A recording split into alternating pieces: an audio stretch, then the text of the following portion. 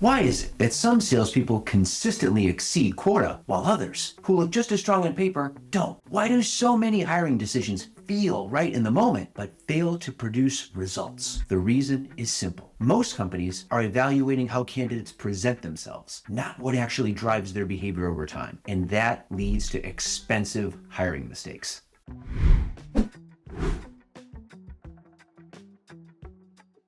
I'm Dr. Chris Croner, author of Never Hire a Bad Salesperson Again and principal of Sales Drive, where we help companies hire salespeople with the drive to grow revenue. In this video, we're going to break down the one personality trait that consistently predicts sales success and how identifying it before you hire can directly improve your team's performance and your company's revenue. Most companies think they need better sales training. They don't. They need better hiring, because the biggest predictor of whether a salesperson will actually produce isn't experience, and it's not sales skills, it's drive. And when you miss it, you don't just make a bad hire, you create a revenue problem. So what is drive really? In sales, it comes down to three things. Number one, achievement. These are people who are wired to hit goals and then raise them. They measure themselves by outcomes, not just effort. Number two, competitiveness. They want to win, not occasionally, consistently. Being average isn't acceptable to them. And three, optimism. Sales comes with rejection. Driven people don't stall. They recover quickly and they keep going. Put those three together and you get someone who doesn't wait for results, they create them.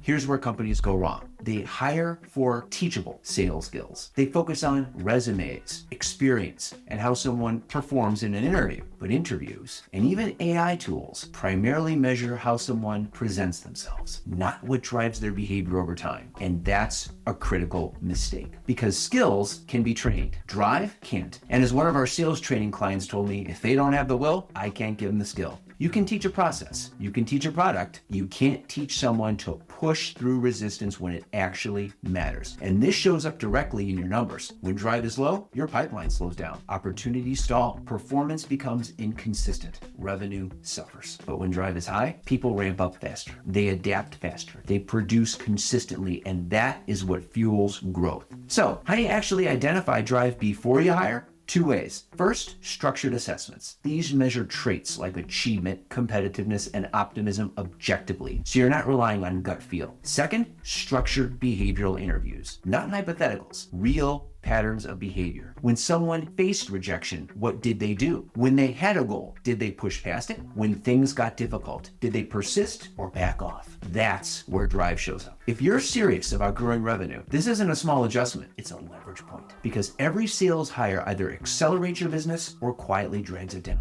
If you want to see exactly how companies evaluate drive during the hiring process, including the specific questions, structure, and criteria they use, there's a guide below that walks you through it step by step. Just click the link below the video, because the real decision isn't, did this person interview well? It's, will this person produce? And that comes down to drive. Again, I'm Dr. Chris Croner, and remember, it all starts with drive.